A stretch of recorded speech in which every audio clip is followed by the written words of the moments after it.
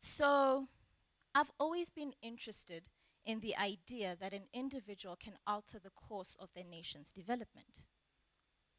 Over the last decade, I've developed that idea even more and become interested in the idea that actually one of the things we can use is our mind in order to do that. There are many ways in which our mindset, more specifically the way we think, can alter the development trajectory of our country.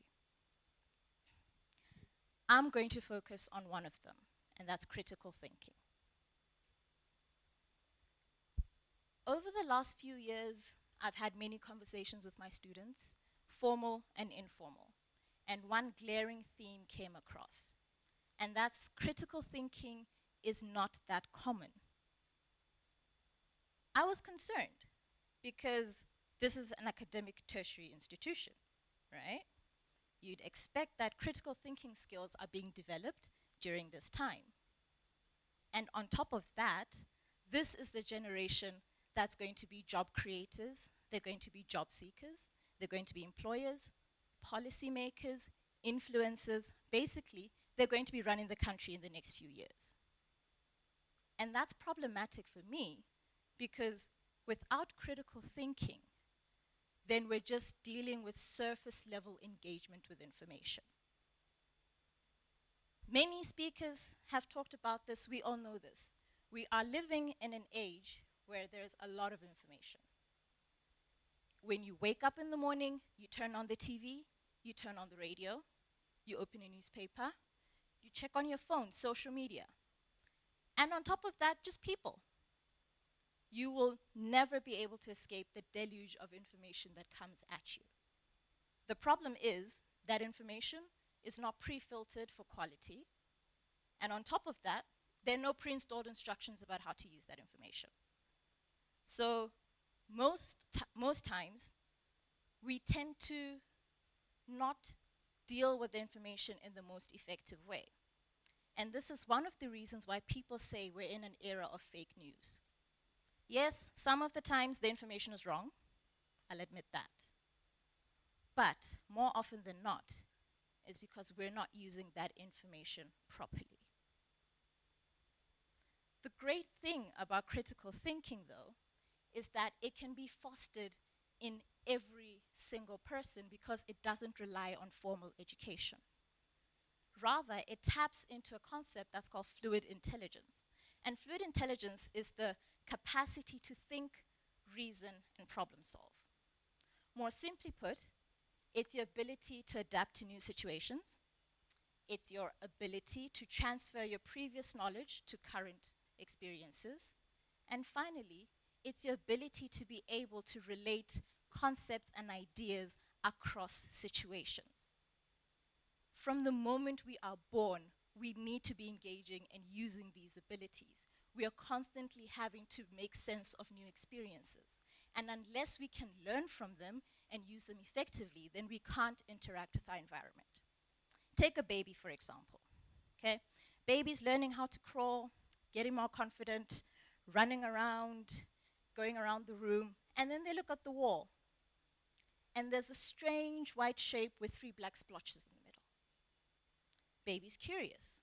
Baby goes over to the wall, sticks his spit-soaked finger inside one of the black splotches. Suddenly, there's this pain and tingling sensation in his finger, so he pulls it out and he cries. Once he's comforted, he's looking at this, and he starts making connections. He says, black splotches on white shape, finger inside, I get hurt. So now baby says, okay, next time I see a strange white shape with black splotches, I'm not sticking my finger into it. So this baby has engaged in critical thinking. He has used reasoning to be able to learn from his experience and therefore interact with his environment better in the future. So when I tend to use the term critical thinking, people think I'm saying, you know, you must criticize everything. That's not it. Okay. Critical thinking is the ability to objectively evaluate information. What that means is that you're able to step back and interrogate the information that you're given. You don't take it at face value, but you start to ask yourself certain questions. Say you're at a car dealership and you're eyeing this beautiful car. The salesman comes up to you and he starts talking and he starts telling you about all the amazing features of the car. Now, any person listening to his spiel will take it with a grain of salt because we all know he has an agenda. And his agenda is that he needs to sell the car so that he's able to make his commission. That is critical thinking once again. You see, it's not some arbitrary abstract concept, but rather something that we engage in every single day, if we try. So when you are questioning what the salesperson is saying, what you're doing now is you're taking all the information at hand and you're evaluating what holds weight, if anything holds weight. Now, I've been speaking of critical thinking as if it's this single entity, but it's actually an umbrella to address a number of different concepts. The first concept is open-mindedness. Now, when you're open-minded, it means that you're open to viewpoints other than your own. Say, for example, you are debating with your friend about who the best football player in the world is. Now, when you're debating with him, you have your opinion. You have all the facts that you believe will strengthen your argument. Now, how open are you to the other side? Better yet, if you were then to take it further and say, let's Google it, how likely are you to use information that doesn't agree with you? Or are you only going to search for the information that verifies your opinion? Most people tend to do the latter. It's natural. It's called confirmation bias. There's nothing heinous about it. The only problem is because it's a tendency to only seek out information that supports what you're saying, you're closing yourself off to alternative viewpoints.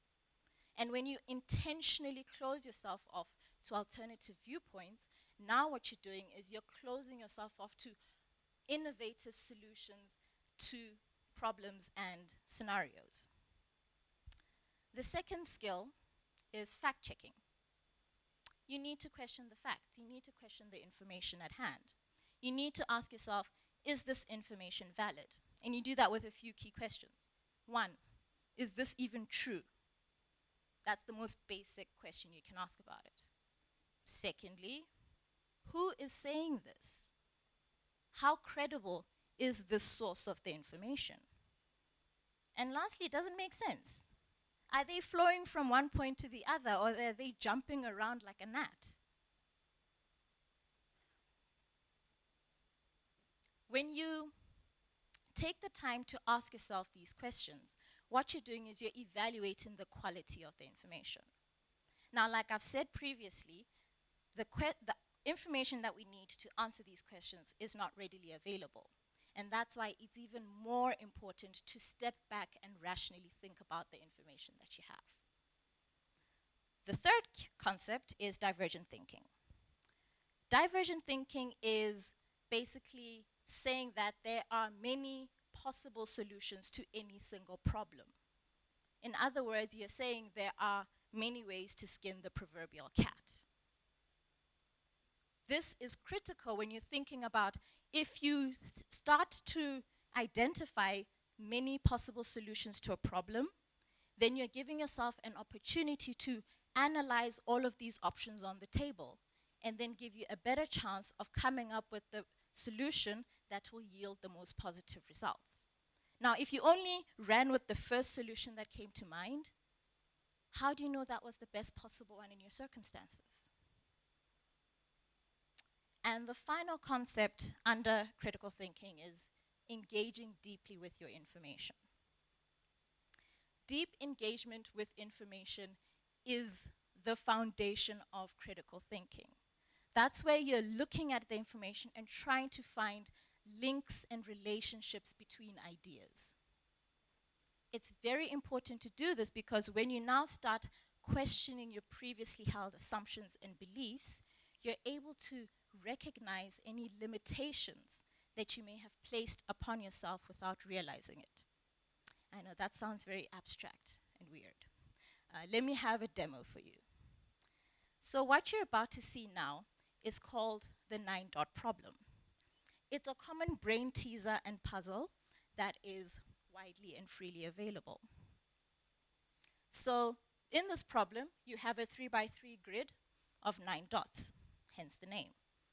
The objective is to draw lines through the dots using either 3 or 4 straight lines depending on the variation of the problem. But there's a catch. That's why it's a puzzle. Firstly, you cannot lift your pen off the paper, so your lines must be drawn continuously. Secondly, each dot can only be passed through once, so you cannot go back over a single dot. Now, for the purposes of time, I won't let you do it here, and I'll help you solve it. But when most people do this puzzle, they struggle. I actually gave my friend this, and she gave it to a lot of her friends, and they ended up really frustrated because they weren't able to solve the puzzle. I see some of you are trying now. And the reason why most people struggle is because they create confines for themselves around the 3x3 grid. So they assume, without realizing it, that they have to draw lines that remain within the grid. However, the only way to solve the puzzle is if your lines extend beyond the grid. As you can see here with the 3 lines, 1, 2, 3, it's possible. And with the 4 lines, 1, 2, 3, and 4. It can be done. All right.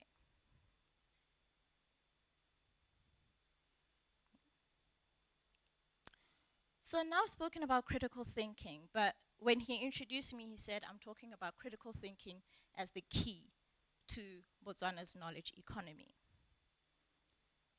Many speakers have talked about problem solving. They've talked about how we need to engage ourselves, how we need to think, how we need to try to be better in terms of applying ourselves.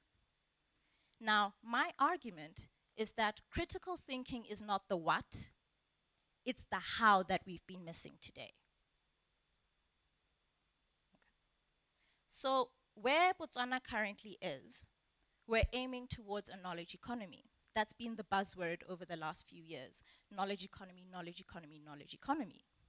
This is an economy that builds its wealth on intellectual capital and knowledge.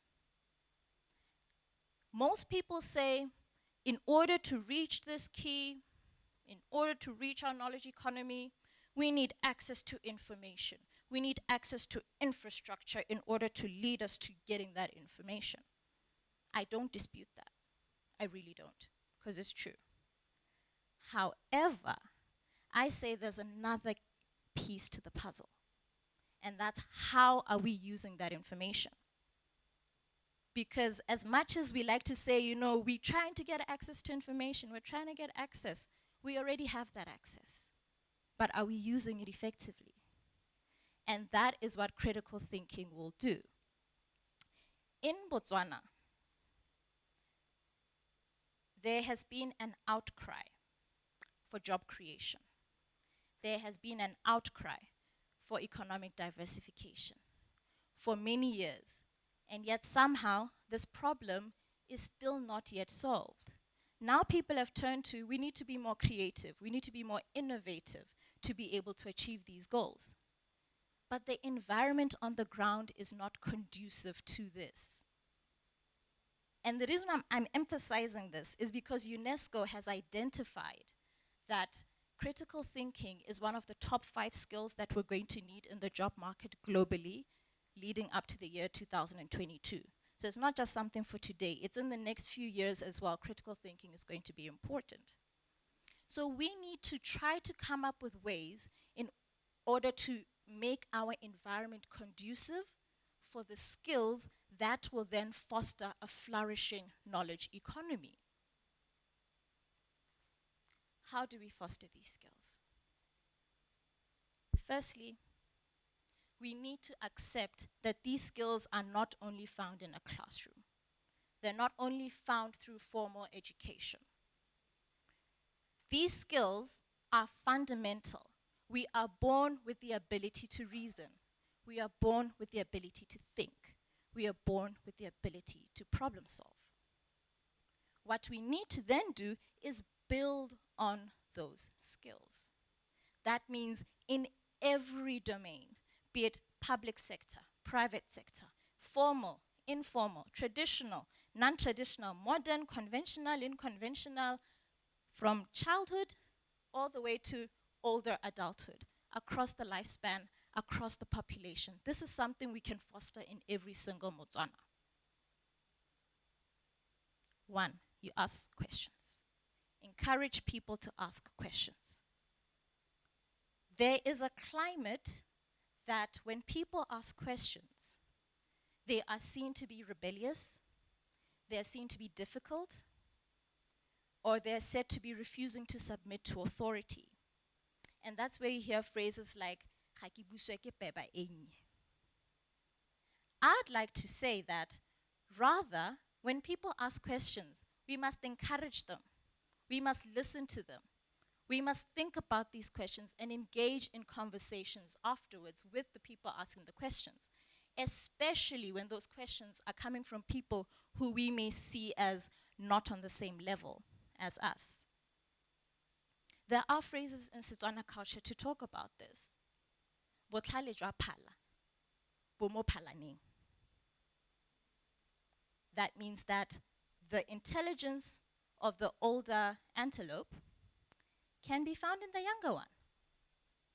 So we need to be able to encourage and reinforce when people are asking questions, because that is when they start digging into the information.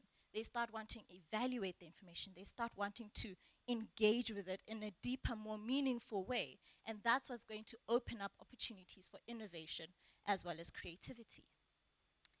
Secondly, we need to embrace initiative. When people learn a task or a skill, and they go back to their teacher and say, hey, I've noticed you've been doing it this way. Have you ever tried approaching it like that? The response tends to be, yeah, I've been doing this for 20 years, it's worked, and therefore this is how we're going to keep doing it. Now that is stifling our country's development, that kind of mindset. We need to be able to encourage people to try to find alternative approaches to problems as well as systems. Because otherwise, how are you going to improve on systems? Just because the first car was invented, how would we have gotten to where we are now with cars? If we had said, no, it moves, it gets you from point A to B, that's enough. We wouldn't have the technologies we have today if we kept systems the way they are.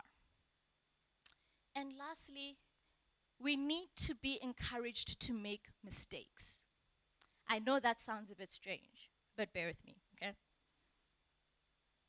Fear of failure actually stifles creativity and innovation, because now you're afraid to step out of what is the current consensus.